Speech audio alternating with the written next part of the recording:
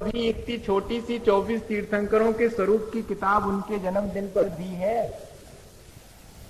हमने उनको बिठाल करके कभी अपने महापुरुषों के बारे में दो बातें कही हैं कि देखो सैनिक ऐसे हुए, महावीर स्वामी ऐसे हुए और इनके माता पिता ऐसे थे। ये कभी हमने अपने बच्चों को बिठाल के सुनाया है? और हमें को नहीं मालूम तो क्या सुनाए? तो भैया ये कब तक चलेगा? आगे आने वाली पीढ़ी को हम क्या देंगे? हमें स्वयं प्रथमान योग पढ़ करके और अपने महापुरुषों की कथाओं को कंठस्थ कर लेना चाहिए, हमेशा काम आएंगे। और दूसरी कहानियां तो हैं ही, बोध कथाएं भी हैं, छोटी छोटी सी घटनाएं, वो हमारे जीवन को और आने वाली पीढ़ी को यही दिशा देने वाली हैं। और नहीं तो और दूसरे लोगों के चरित्र तो अपन पढ़ते हैं।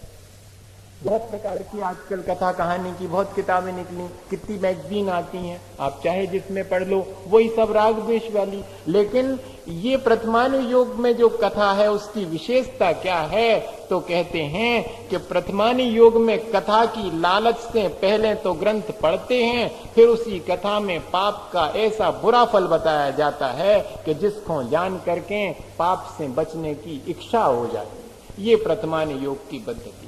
कथा का लालच देते कि पढ़ो, कहानी है, तुम्हारे मन की है कहानी, तो कहानी तो पढ़ रहे, पर उसमें पाप का ऐसा फल बताएंगे कि व्यक्ति को पाप से घृणा हो जाए और धर्म की तरफ प्रवृत्त हो जाए।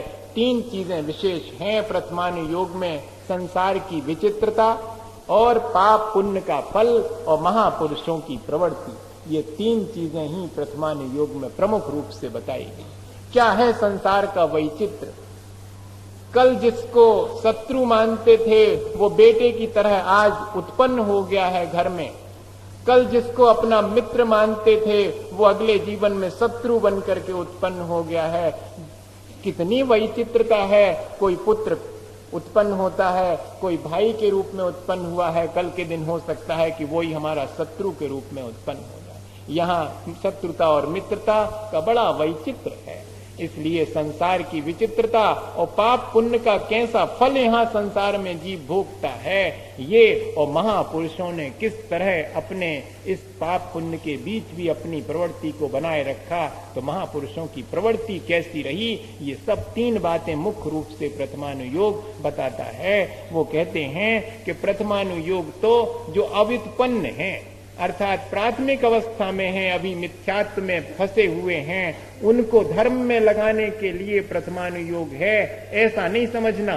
सिर्फ इतने ही के लिए नहीं है। कहते कि अव्युत्पन्न जो मिथ्या दृष्टि है उसको तो इसके माध्यम से धर्म मिलता ही है, लेकिन जिनको तत्व ज्ञान भया होए, पीछे इस अनुयोग को बातें सुने, तो तिनको यहू तिसका उदाहरण रूप भाषे है। देखो, जिसने पहले तत्व ज्ञान कर लिया है, खूब अभ्यास कर लिया है, सम्यक दृष्टि हो गया मान लो, और वो सम्यक दृष्टि भी अगर प्रथमानुयोग को पढ़े, अपन जा सोचेंगे जो तो पहले नए लोगों को पढ़त को आए। नहीं, कहते कि जिनको खूब पढ़ते पढ़ते जिंदगी निकल गई है, तत्व का बहुत अभ्यास है, वो भी अगर प्रथमानुयोग को पढ़े तो उसको प्रथमानुयोग कैसा भाषित होता है कि अरे जैसा मैंने स्वरूप पढ़ा था पुण्य और पाप का, वैसा ही तो इसमें उदाहरण के रूप में समझ में आ रहा है।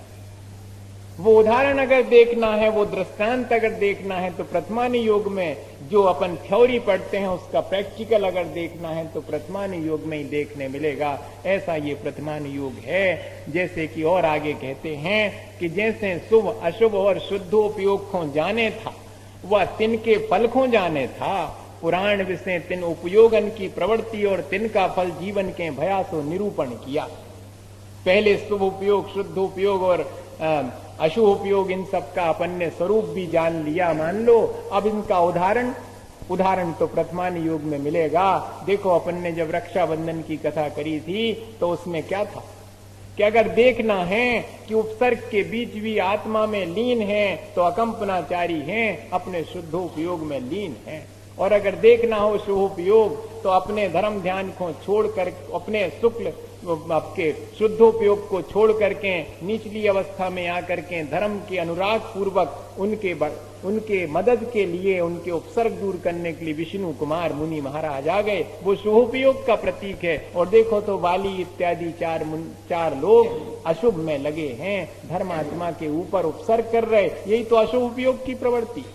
तो अशुभ उपयोग ये है, शुभ उपयोग विष्णु कुमार मुनि महाराज का है और शुद्ध उपयोग में लीन है कंपनाचारी। ये फल दिखने में आया कि नहीं दिखने? और ऐसे अपन पढ़ लो तो पढ़ने से तो स्वरूप अकेला भाष्य है, लेकिन वाका उदाहरण तो प्रथमानुयोग में ही है। उसका उदाहरण देखने के लिए, इसलिए अगर जिसने शुभोपयोग, शुद्धोपयोग और अशुभोपयोग की इन स्वरूप को समझा है, वो भी अगर उसको पढ़े तो उसको भी फायदा होने वाला है। उसके उदाहरण आएंगे उसमें। फिर और आगे कहते हैं कि धर्मात्मा की प्रशंसा और पापी की निंदा जाब से होए तो धर्मात्मा के प्रति तो अनुराग हो गए और पाप के प्रति सावधानी हो जाए। ये भैया पाप नहीं करना, क्योंकि पाप का फल ऐसा दिखाया है इसमें, इसलिए सावधान हो गए पाप से। और धर्मात्मा की प्रशंसा करने से अपना ही धर्म बढ़ गया। इस तरह ये प्रथमानुयोग है।